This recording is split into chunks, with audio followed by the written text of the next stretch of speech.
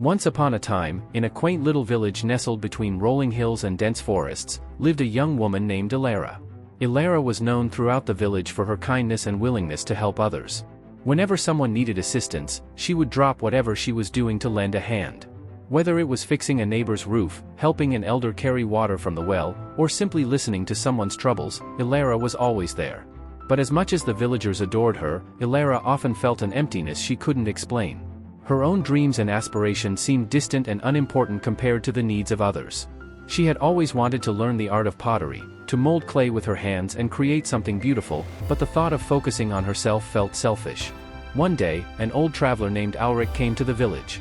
With a long gray beard and eyes that sparkled with wisdom, Ulrich had a reputation for giving advice that changed lives. Ilara, intrigued by the tales of his wisdom, invited him to stay in her modest home for the night. Over a simple meal, she shared her struggles with him. "I feel lost," she confessed. "I spend all my time helping others, yet I feel as though I've achieved nothing of my own." Ulrich stroked his beard thoughtfully.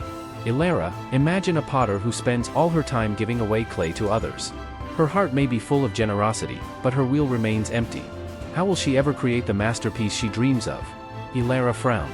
"But if I focus on myself, who will help those in need? A candle that burns too brightly for others will soon extinguish itself," Ulrich replied. "But a well-tended flame can light countless others without losing its own glow. Focus on your own flame, Ilara. Only then will you truly be able to help others."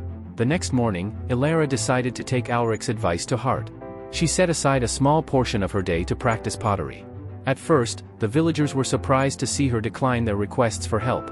Some even whispered that she had grown selfish.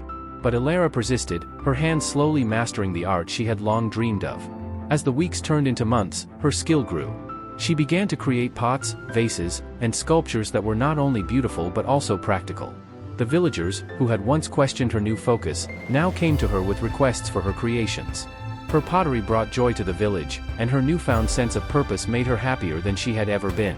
One evening, as she admired her latest piece, a delicate vase painted with scenes of the village, Ulrich returned. "You have learned the lesson well," he said, smiling. "By focusing on yourself, you've created something that serves others too."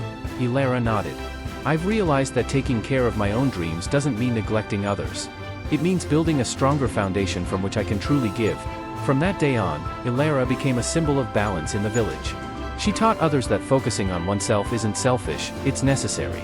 And as she shaped clay on her wheel, she also shaped her life, creating something beautiful for herself and those around her.